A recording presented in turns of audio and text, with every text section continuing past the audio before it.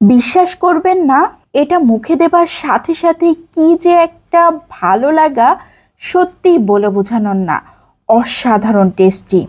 শুধুমাত্র একটা ইনগ্রিডিয়েন্টস বেশি অ্যাড করেছি, তার জন্যই এত বেশি মজার হয়ে গিয়েছে। ওফ! প্রথমেই আমি বেশ কিছুটা পরিমাণ বরবটি নিয়ে নিয়েছি। বরবটিগুলোকে আমি আগে থেকে ধুয়ে তারপর কেটে নিচ্ছি। একটু লম্বা লম্বা করে সবগুলো কেটে নিয়েছি। এখন এই বরবটিগুলোকে সিদ্ধ করতে বসিয়ে দিব। তো চুলাতে একটা পাত্র দিয়ে দিয়েছি, তার মধ্যে বরবটিগুলোকে দিয়ে দিচ্ছি। এখন দিয়ে দিচ্ছি সামান্য একটু পানি। খুব বেশি পানি দেওয়ার প্রয়োজন হবে না, অল্প একটু দিলেই হবে। লবণ দিয়ে দিয়েছি 1/4 চা চামচের মতো। এখন ঢাকনা দিয়ে ঢেকে রান্না করব যতক্ষণ না পর্যন্ত খুব ভালো মতো সিদ্ধ হয়ে যায়। এদিকে 2টা চিংড়ি মাছ নিয়ে নিয়েছি। আমি চাকা চিংড়ি মাছটা নিয়েছি বড় সাইজের, তো ছোট সাইজের চিংড়ি মাছগুলোও নেওয়া যাবে। এখানে একদম কুচো চিংড়ি মাছটাও ব্যবহার করা যাবে। এখন এই চিংড়ি মাছের খোসাগুলোকে ভালো করে বাদ দিয়ে দিচ্ছি। ভেতরে যে শিরাটা আছে সেটাকেও আমি ফেলে দিয়েছি, শুধুমাত্র আমি মাথার মাছটা রেখে দিয়েছি। এখন এগুলোকে খুব ভালো করে ধুয়ে একটা সাইডে রেখে দিচ্ছি। এদিকে বরবটিতেও খুব সুন্দরভাবে বলক চলে এসেছে, অনেকটাই পানি রয়েছে। এইভাবে নেড়ে চেড়ে পানিটাকে খুব ভালো করে শুকিয়ে নিয়েছি। তো এ পর্যায়ে একটা সাইডে রেখে দিচ্ছি। চুলাতে আরও একটা প্যান বসিয়ে দিয়েছি। 2 টেবিল চামচের মতো সরিষার তেল দিয়ে দিচ্ছি। চিংড়ি মাছ 2টাকে দিয়ে দিচ্ছি। লবণ দিয়ে দিচ্ছি 1/4 চা চামচ, হলুদ গুঁড়ো 1/4 চা চামচ। এখন উল্টে পাল্টে খুব ভালো করে ভেজে নিতে হবে। তো কিছুক্ষণ অপেক্ষা করছি, আবারও উল্টে পাল্টে খুব ভালো করে ভেজে নিচ্ছি। চিংড়ি মাছ সিদ্ধ হতে খুব বেশি সময় লাগে না। চিংড়ি মাছগুলো খুব সুন্দরভাবে ভাজি হয়ে গিয়েছে। এখন দিয়ে দিচ্ছি সেই সিদ্ধ করে রাখা বরবটিগুলোকে খুব ভালো করে চিংড়ি মাছের সাথে নেড়ে চেড়ে নিচ্ছি।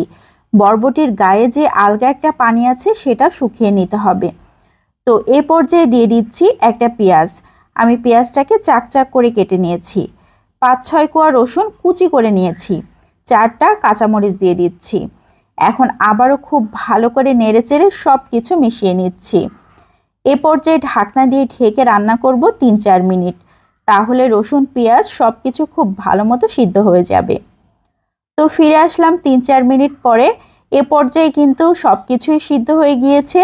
রসুন পেঁয়াজগুলোকে একদম ভাজা ভাজা করব না, একটু শক্ত শক্ত থাকবে, তাহলে খেতে ভালো লাগবে।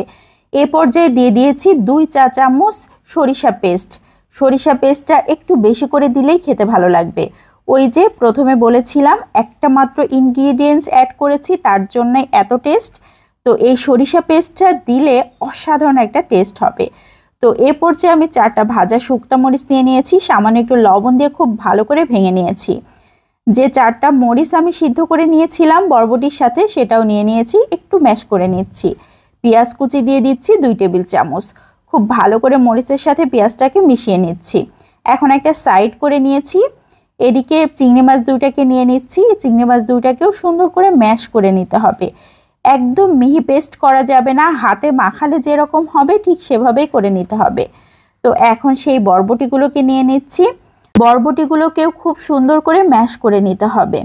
তো হাতে মাখালে কিন্তু এরকমই হবে, পাটায় বাটলে একদম মিহি হয়ে যাবে, তখন আর খেতে খুব একটা ভালো লাগবে না। এই ভর্তাটা কিন্তু একটু সাবা সাবা থাকবে, তাহলেই খেতে ভালো লাগবে। এখন দিয়ে দিচ্ছি বেশ কিছুটা পরিমাণ ধনিয়া পাতা কুচি। এখন হাতের সাহায্যে খুব ভালো করে সব কিছু মাখিয়ে মিশিয়ে নিচ্ছি। আমি একটু চটকে চটকে মাখিয়ে নিয়েছি। ভর্তা কিন্তু একদম রেডি হয়ে গিয়েছে। সব শেষে দিয়ে দিচ্ছি 1 টেবিল চামচের মতো সরিষার তেল। সরিষার তেলের স্মেল ছাড়া ভর্তা একদমই জমে না। তো ভর্তা একদম রেডি হয়ে গিয়েছে। এই ভর্তা দিয়ে গরম গরম ভাত খেতে কি যে মজার হয়, সত্যিই বলে বোঝানোর না। তো আমি তো আর লোভ সামলাতে পারছি না, এই জন্য গরম গরম ভাত নিয়ে বসে গিয়েছি। তো এই ভর্তাটা কেমন লাগলো সবাই লাইক ও কমেন্টের মাধ্যমে অবশ্যই জানাবেন। ভালো লাগলে বেশি বেশি করে শেয়ার করে দিতে পারেন, তাহলে অনেকেই দেখার সুযোগ পাবে। তো খেতে খেতে আজকের মতো এখান থেকে বিদায় নিয়ে নিব। সবাই ভালো থাকবেন, সুস্থ থাকবেন, আমাদের জন্য দোয়া করবেন। আসসালামু আলাইকুম।